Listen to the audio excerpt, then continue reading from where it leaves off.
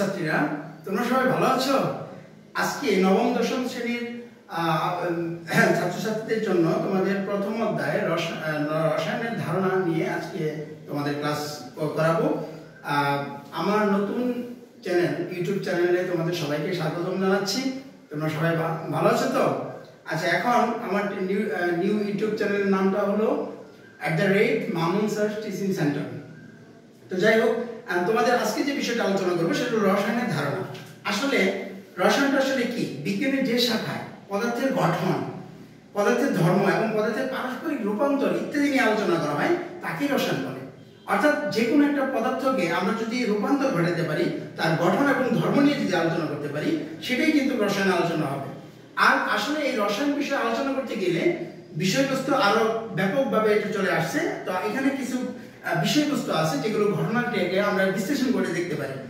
প্রথমত হলো যে কাঁচা আম টক কিন্তু পাকা আম মিষ্টি কেন? আসলে এই ব্যাপারটা একটু তোমাদের বোঝাবো আমি। সেটা হলো কাঁচা আমে বিভিন্ন ধরনের জৈব অ্যাসিড থাকে।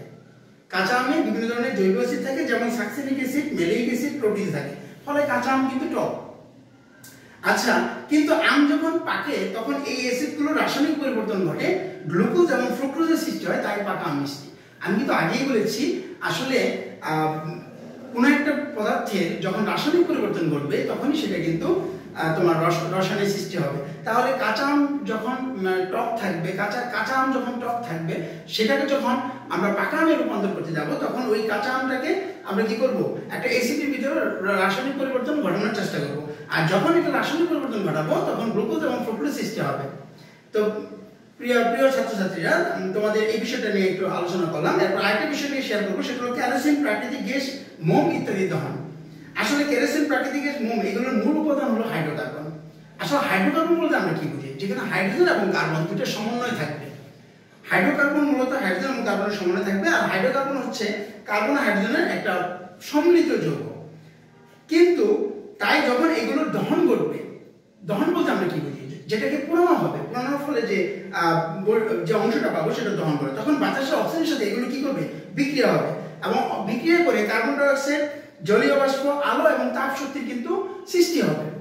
তো প্রিয় ছাত্রছাত্রীরা, তোমাদের এই বিষয়টা আসলে ক্লিয়ার হয়েছে। এখন আমি চলে যাবো পেটের অ্যাসিডিটির জন্য আসলে অ্যান্টাসিড ওষুধটা কেন খাবো আমরা।